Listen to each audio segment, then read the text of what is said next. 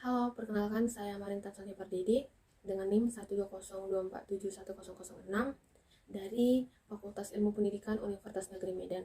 Baiklah, video ini saya buat untuk memenuhi salah satu tugas ujian akhir semester pada mata kuliah Ilmu Pendidikan, yaitu mengenai konsep pendidikan yang harus diterapkan pada keluarga, masyarakat, dan sekolah. Pendidikan adalah usaha menarik suatu di dalam manusia sebagai upaya memberikan pengalaman belajar yang terprogram dalam bentuk pendidikan informal, formal, dan non-formal. Baiklah, konsep pendidikan yang harus diterapkan pada keluarga yaitu yang pertama, pendidikan informal. Pendidikan informal adalah jalur pendidikan keluarga dan lingkungan yang berbentuk kegiatan belajar secara mandiri, yaitu seperti agama, budi pekerti, moral, dan bersosialisasi. Di sini, keluarga merupakan tahapan pertama yang dilalui seorang anak dalam mengarungi pendidikannya, seperti pengenalan terhadap Tuhan dan pengenalan terhadap baik buruknya dan kegiatan bersosialisasi akan sesamanya. Baiklah, yang kedua itu pada sekolah, yaitu pendidikan formal merupakan pendidikan di sekolah yang diperoleh secara teratur, sistematis, bertingkat atau berjenjang dengan mengikuti syarat-syarat yang jelas. Sebagai lembaga pendidikan formal, sekolah yang lahir dan berkembang secara efektif dan efisien dari dan oleh serta untuk masyarakat merupakan perangkat yang berkewajiban memberikan pelayanan kepada generasi muda dalam mendidik warga negara. Baiklah, dalam pendidikan formal ini ada beberapa satuan pendidikan penyelenggara seperti TK, Taman Kanak-kanak, SD, Sekolah Dasar, SMP, SMA, dan perguruan tinggi. Yang selanjutnya itu pendidikan masyarakat, yaitu mengenai pendidikan non-formal, yaitu jalur pendidikan di luar pendidikan formal yang dapat dilaksanakan secara terstruktur dan berjenjang, dan hasil pendidikan non-formal dapat dihargai setara dengan hasil pendidikan formal setelah melalui proses penilaian, penyelenggaraan oleh lembaga yang ditunjuk oleh pemerintah atau pemerintah daerah dengan mengacu pada standar pendidikan nasional. Yang selanjutnya itu sasaran dari pendidikan non-formal itu sendiri, yaitu diselenggarakan bagi warga masyarakat yang memerlukan layanan pendidikan yang berfungsi sebagai pengganti, penambah, atau pelengkap pendidikan formal dalam rangka mendukung pendidikan seumur hidup atau pendidikan sepanjang hayat. Fungsi dari pendidikan non-formal ini yaitu berfungsi sebagai mengembangkan potensi peserta didik dengan penekanan pada penguasaan pengetahuan dan keterampilan serta fungsional dalam pengembangan sikap dan kepribadian profesional.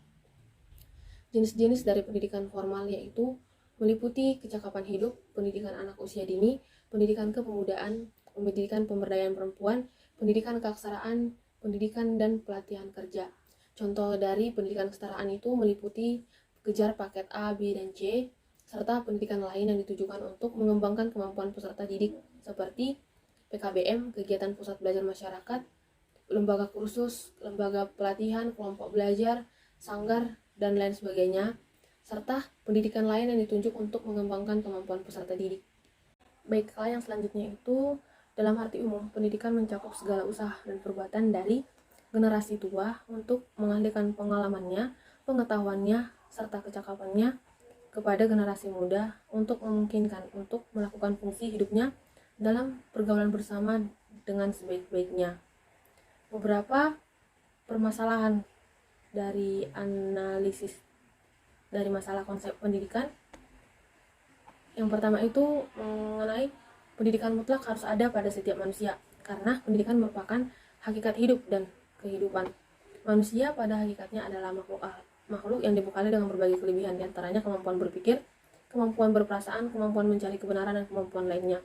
Yang selanjutnya itu pendidikan itu berguna untuk membina kepribadian manusia. Dengan demikian, maka terbentuklah pribadi yang baik sehingga di dalam pergaulan dengan manusia lain, individu ataupun dengan hidup secara bersosialisasi. Yang ketiga itu pendidikan adalah proses penyesuaian diri secara timbal balik antara manusia dengan alam, dengan sesama manusia, dan juga pengembangan dan penyempurnaan secara teratur dari semua potensi moral, intelektual, dan jasmania manusia oleh dan untuk kepentingan pribadi dirinya dan masyarakat yang ditunjukkan kepada kepentingan tersebut dalam hubungannya dengan lingkungan yang sedang dia kecam. Yang selanjutnya itu pada hakikatnya pendidikan menjadi tanggung jawab bersama, yakni keluarga, masyarakat, sekolah, ataupun lembaga pendidikan, di mana keluarga sebagai lembaga pertama dan utama pendidikan masyarakat sebagai tempat berkembangnya pendidikan, dan sekolah sebagai lembaga formal dalam pendidikan. Pendidikan keluarga sebagai peletak dasar pembentukan kepribadian anak. Keluarga yang menghadirkan anak ke dunia secara kodrat bertugas mendidik anak, dan kebiasaan-kebiasaan yang ada di keluarga akan sangat membekas dalam diri individu setelah individu makin tumbuh dan berkembang. Selanjutnya, pengaruh dari sekolah dan masyarakat yang akan tertanam dalam diri anak tersebut. Yang selanjutnya itu kepribadian atau personality, yang berasal dari kata personal, yang dimaksud menggambarkan atau perilaku seseorang atau peserta didik tersebut, baik dalam arti kepribadian baik ataupun kurang baik.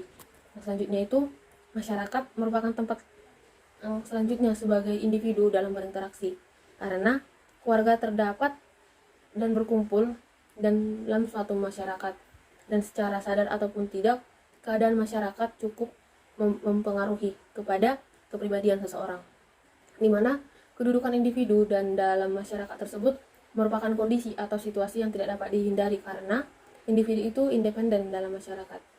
Baiklah, demikian yang dapat saya utarakan mengenai konsep pendidikan yang harus diterapkan pada keluarga, masyarakat, dan sekolah. Akhir kata, saya ucapkan terima kasih.